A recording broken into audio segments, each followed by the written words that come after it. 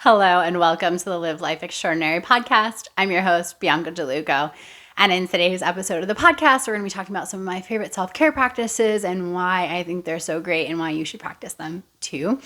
If you're new to the podcast, the last couple of weeks, 2 weeks ago, we talked about the 4 S's every woman needs for success and fulfillment. The reason I bring that up is because one of the 4 S's is self-care.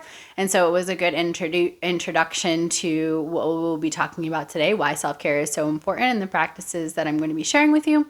And then last week, too, was another episode on self-care. That one was about how to have sustainable self-care practices that set us up for success. Sustainability is one of the other 4 S's, so they really just tie greatly together. Of course, you don't need to listen to either of those episodes in order for you to get full context in this episode, so don't worry about it if you haven't listened already, but it is great to go back and listen to those if you have not yet experienced them. Either way, thank you so much for being here today. Some of my favorite self-care practices, I will say that I don't necessarily have one specific practice that I love and promote the most, which is kind of funny because I've been teaching yoga for 10 years now, and I will say that as far as self-care practices go, yoga isn't even one of them, interestingly. So what are they then? I will say that my very favorite self-care practice is journaling. I deal a lot with kind of this monkey mind. What am I going to record for the podcast next week? When am I going to launch this new course? Where are we going to go for our next retreat? I still have to do all this housework. So there's like all these moving pieces in life and in business that are sometimes hard to keep organized, as well as emotions or other thoughts, relationship struggles, things like that. When I'm journaling, it's a great opportunity to get all of that stuff out of my head and onto paper.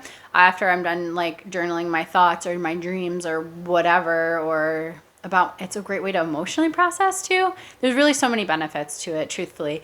And so anytime you can get everything out of your mind and out of your heart and onto paper, it's going to allow you to feel much, much better. So I love to, at the end of my journaling practice, write down my like kind of to-do list, and then if that's feeling really overwhelming, sometimes I timestamp them with how long I think they're going to take. Laundry is going to take an hour. A podcast episode is going to take half an hour.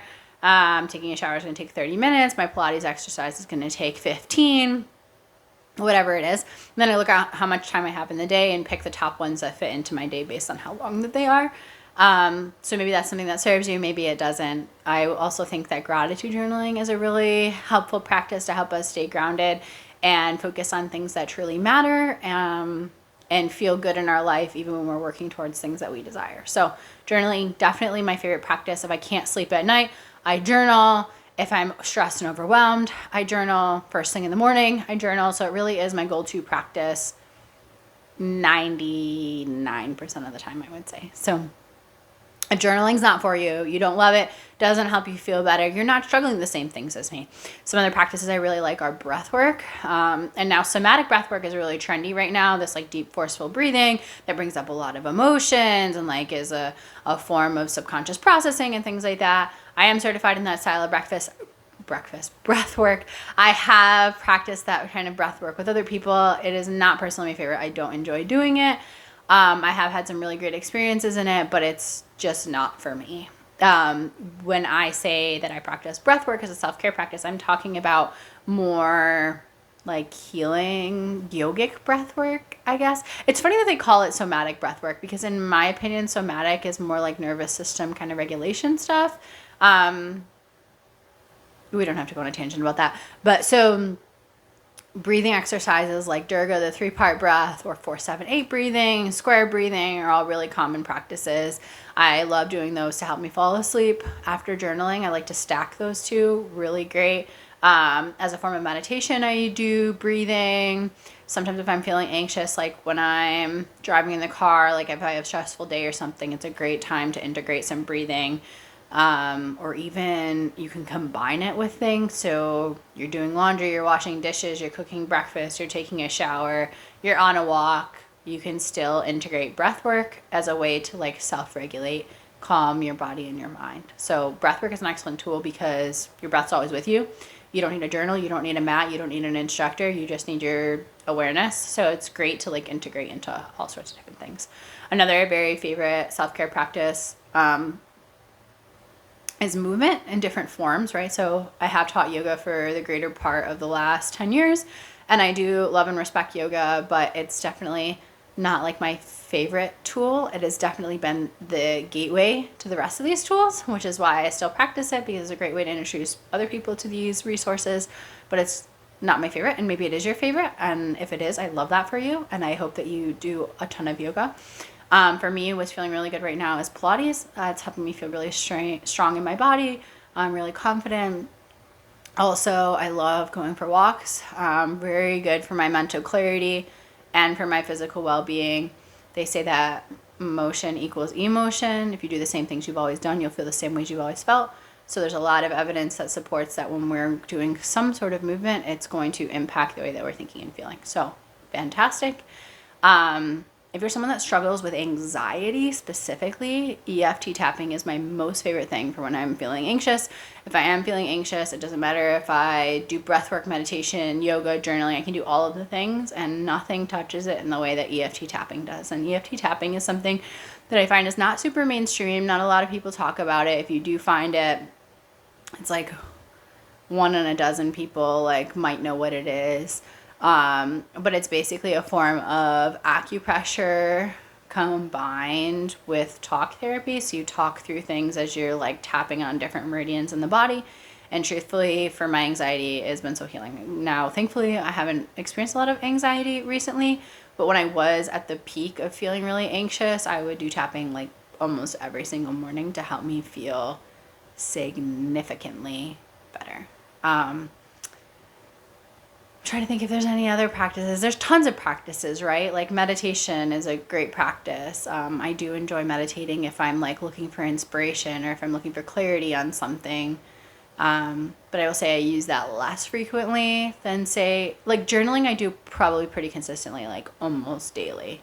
Movement I do almost daily. Breathing I do on a weekly basis, sometimes multiple times a week. And then the other practices I use more, I would say, as needed. And they're all kind of as needed, right? You assess where you're at, how you're feeling, right? If you're feeling really like mentally clear, but you're feeling really exhausted, like journaling might not be the thing for you. Maybe movement's a thing for you to like make you feel more energized.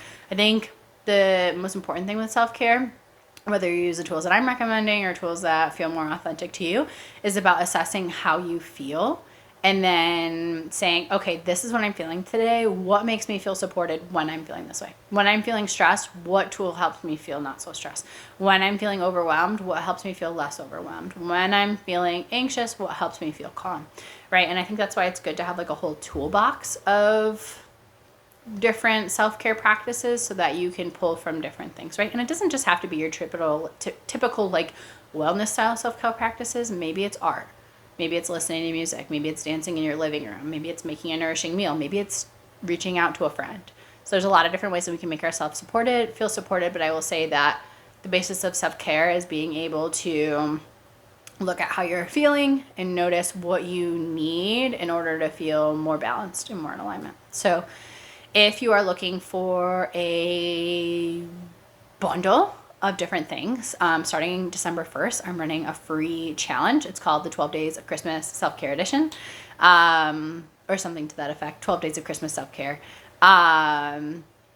where each day I will be giving you different self-care practices, everything from healthy recipes to movement practices to meditations to EFT tapping videos and everything in between. So I'll be going through 12 different practices over the course of 12 days to help you really feel supported through the holiday season.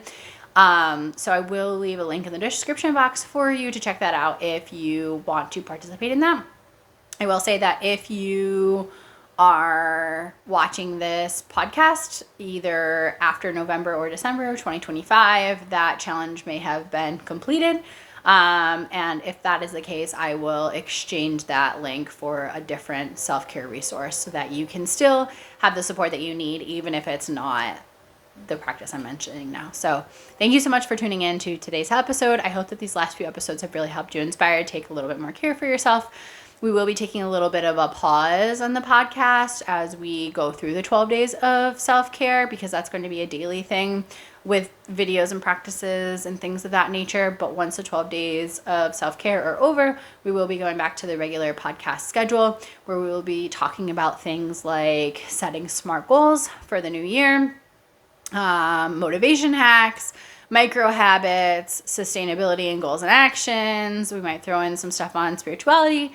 So a lot of great things to come on the podcast. So thank you so much for tuning in to today's episode. If there is a topic that you would like to see covered, or you have any questions about anything I've shared, feel free to email me at info@biancadeluco.com.